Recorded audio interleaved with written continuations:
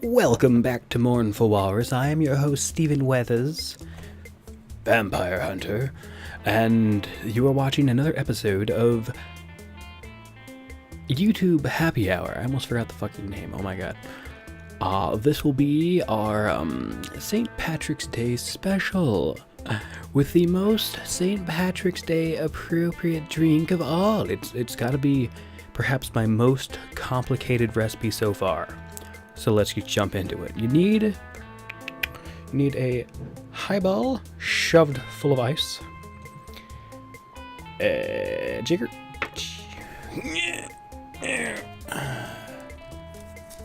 a mysterious unknown brand of gin.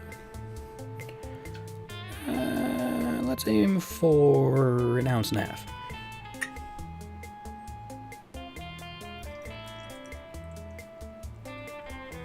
So, the big half, the jigger.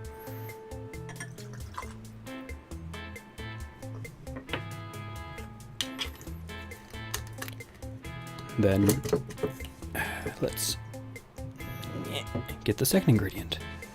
A mysterious unknown brand of tonic water. Delicious. Now, the secret ingredient to tonic water is quinine, which I'm assuming that's how it's pronounced. I don't actually know. It's from a root, it's from bark of a tree that's found in, I believe, Africa, I think.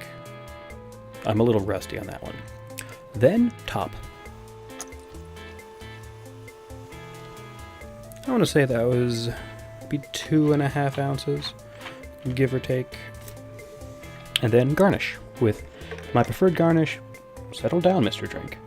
Being very thinly sliced lemon slices. And there you go. The most complicated recipe I've had so far. A gin and tonic. The most Irish of drinks. I'm being incredibly facetious currently. It is actually a very British drink. Incredibly simple. And delicious. And it has a very interesting history, honestly, which I will get into in a second once I clean up.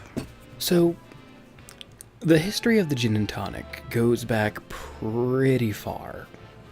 It actually goes back to, the 1600s, interestingly enough, which, so, gin, originally, in, like, a long-ass time ago, early 16th century, was used, they thought that it aided in circulation. It's gin, makes you loosey-goosey, basically. And it was fairly cheap, so it became quite popular because of how cheap it was. So gin, yay gin. That's the very, very brief history of gin. It's British, it was cheap, so people bought it, and it was tasty. I'll get more into this in a different video, because that's not what the focus of this one is. I suppose the focus of this one is the quinine, because that's the interesting ingredient in this one. A nice cold gin and tonic is fantastic on a warm day. It's crisp, cold, zesty, I guess? Anyhow. So, interesting. In 1857, Britain decided that they wanted India. So they went and occupied India. That's why you have so many different curries in England and the area around. It's because they were trying to take over fucking India. Because, hey, it's British colonialism. Let's take everything. Much like, well, no, I guess. I was going to make a comment about America, but in the end, that's how America happened. So, right. So the British went to India to take it, and India has mosquitoes.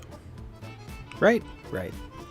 So, there was an issue with malaria.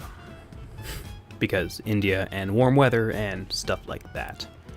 And what was, in the 1800s, I guess 1850s, what was a cure for malaria, or something that helped with it? Tonic water. Which is, well, the quinine. Quinine. I really don't know how it's actually pronounced, but I'm pretty sure that's close. So, tonic water, which I believe is soda water and quinine, I think. I'm not sure about the soda water part, but I think it is. And, quinine is an extract from a South American tree, which is called the, cinchona tree, I think, which was known among the indigenous populations as the fever tree, because the bark had medicinal. I like gin. Gin's good. Yeah, they used the bark like a medicine because it got rid of your chills and made you feel a little bit better. Yeah, so at one point, Europeans went to South America and stole trees, which is completely incorrect, but they did take, they brought some bark back in 1630, 1640 or something, which they then brought down to the colonies in India to help cure and prevent malaria, because hey, why not? Not like malaria's a big deal or anything, it's like one of the top 5 killers of humans on the planet today, but whatever. So because of that, it became popular, and this is something I love about histories of various cocktails. They added gin to the tonic water to make it more palatable, to make it taste better. They added gin for flavor, because gin... oh, I didn't do that video. I still have to do the the bitters video, which has a very similar history to some degree. So, originally the old style of tonic water was bitter. It didn't taste great, but apparently it cured malaria and stuff, so people drank it. So, because of its bitterness, they added things like gin and sugar and citrus to take away the bitterness and, you know, make it tasty and stuff, which, you know, can't blame them. Oh, bonus, citrus, scurvy. Hey. Yeah, so modern day tonic water has a much lighter dosage of the quinine, so it's not as bitter and gross. You can make it with lime instead of lemon slices, or even cucumber in some circles. I don't know much about the history of that yet. Cucumbers and all that. I know you can make some pretty delicious cucumber-based drinks. I know that much, though. So that's a sloppy history of the gin and tonic, the G&T.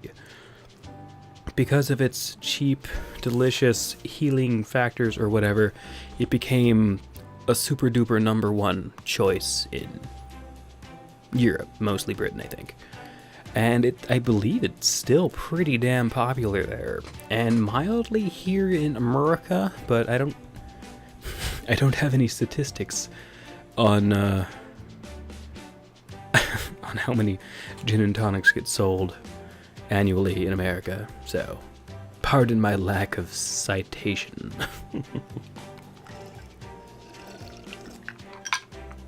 I think my biggest complaint is because it's supposed to be in a Collins glass, which I don't actually have. I think this is technically a Pilsner, but whatever. It's a small drink, as you can tell because I've almost finished it.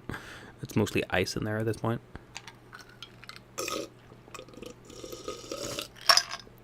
Okay, done. It's refreshing, light,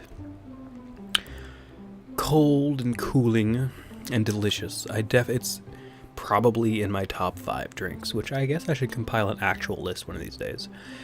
I'm going to call that maybe number 4? Maybe number 5, honestly. it's up there, but it's not up there, you know? Yeah, I'm going to try to get this up today on St. Patrick's Day, because I'm bullshitting about St. Patrick's Day. So, there you go. You can find me in my red and black outfit, because it's St. Patrick's Day. And I'm really only wearing green because I was told to by a boss. Saying, be festive and stuff. And it's like, hey, I like this job. I want to keep it, so I'll do what you say. So here I am. But that's... my issues with St. Patrick's Day are for a different video, I suppose. Not this one. So, I can't remember what the most recent addition has been to the YouTube Happy Hour. I think the most recent one was Azul Raider, I think, and Zero Score, and I think one of mine. I think that's the most recent 3. Check them out. I'll link things in the end of the video, and I'll probably forget to in the description, but whatever, because you can click through. Unless you're on mobile, then you're kind of... oh, nope. If you're on mobile, click the thingy in the corner, and it should take you to the playlist, or you can pick and choose. Alright, so this has been my most complicated cocktail so far. Ooh, so impressive. Oh my goodness. I'm funny. Don't forget that. Okay, so see you guys in the next video. Later days.